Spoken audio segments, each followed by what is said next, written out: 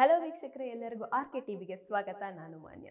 ಅಭಿನಯ ಚಕ್ರವರ್ತಿ ಕಿಚ್ಚ ಸುದೀಪ್ ರವರ ನಟನೆಯ ಚಿತ್ರ ಮ್ಯಾಕ್ಸ್. ಪದೇ ಪದೇ ಚಿತ್ರದ ರಿಲೀಸ್ ಡೇಟ್ ತಡವಾಗ್ತಿರೋದ್ರಿಂದ ಅಭಿಮಾನಿಗಳು ಬೇಸರವನ್ನು ವ್ಯಕ್ತಪಡಿಸಿದ್ದಾರೆ. ಅಷ್ಟಲ್ಲದೆ ಸ್ಯಾಟಲೈಟ್ ರೈಟ್ಸ್ಗೆ ಕೂಡ ಅಧಿಕ ಚರ್ಚೆ ನಡೀತಿದೆ. ಥಿಯೇಟ್ರಿಕಲ್ ರೈಟ್ಸ್ ರೀತಿಯಲ್ಲೇ ಇತ್ತೀಚೆಗೆ ದೊಡ್ಡ ಚಿತ್ರಗಳು ಡಿಜಿಟಲ್ ಸ್ಯಾಟಲೈಟ್ ರೈಟ್ಸ್ ಭರ್ಜರಿ ಬೆಲೆಗೆ ಮಾರಾಟವಾಗ್ತಿದೆ. ಪ್ಯಾನ್ ಇಂಡಿಯಾ ಮಟ್ಟದಲ್ಲಿ ಮ್ಯಾಕ್ಸ್ ಸಿನಿಮಾ ಬಿಡುಗಡೆಯಾಗಲಿದೆ. ಅದಕ್ಕೆ ತಕ್ಕಂತೆ ಮೇಕಿಂಗ್, ಪ್ರಮೋಷನ್ಸ್, ರಿಲೀಸ್ ಪ್ಲಾನ್ಸ್ ಮಾಡಲಾಗ್ತಿದೆ. ಪ್ರೀ ರಿಲೀಸ್ ಬಿಸ್ನೆಸ್ ಕೂಡ ನಡೀತಿದೆ.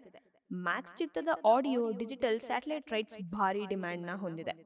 2 ತಿಂಗಳ ಹಿಂದೆಯೇ ಸಿನಿಮಾ ತೆರೆಗೆ ಬರಬೇಕಾಗಿತ್ತು, ಆದರೆ ಕಾರಣಾಂತರಗಳಿಂದ ತಡವಾಗಿತ್ತು. ಆದರೆ ಲೇಟ್ ಆದ್ರೂ ಲೇಟೆಸ್ಟ್ ಆಗಿ ಸಿನಿಮಾ ಪ್ರೇಕ್ಷಕರನ್ನು ರಂಜಿಸುವುದು ಪಕ್ಕಾ ಎನ್ನಲಾಗ್ತದೆ. ಡಿಸೆಂಬರ್ 27ಕ್ಕೆ ಮ್ಯಾಕ್ಸ್ ಸಿನಿಮಾ ರಿಲೀಸ್ ಆಗುವ ಸಾಧ್ಯತೆ ಇದೆ. ಆ ಬಗ್ಗೆ ಆದಷ್ಟು ಬೇಗ ಸ್ಪಷ್ಟನೆ ಸಿಗಲಿದೆ. ತಮಿಳು ನಿರ್ದೇಶಕ ಕಲೈಪುಲಿ ಎಸ್ ತಾನು ಚಿತ್ರವನ್ನು ನಿರ್ಮಾಣ ಮಾಡುತ್ತಿದ್ದಾರೆ. ಕನ್ನಡ ಹಾಗೂ ತಮಿಳು ಕಲಾವಿದರು, ತಂತ್ರಜ್ಞರು ಮ್ಯಾಕ್ಸ್ ಬಳಗದಲ್ಲಿ ಇದ್ದಾರೆ. ಅಜನೀಶ್ ಲೋಕನಾಥ್ ಸಂಗೀತ, ಶೇಖರ್ ಚಂದ್ರ ಅವರ ಛಾಯಾಗ್ರಹಣ ಚಿತ್ರಕ್ಕಿದೆ.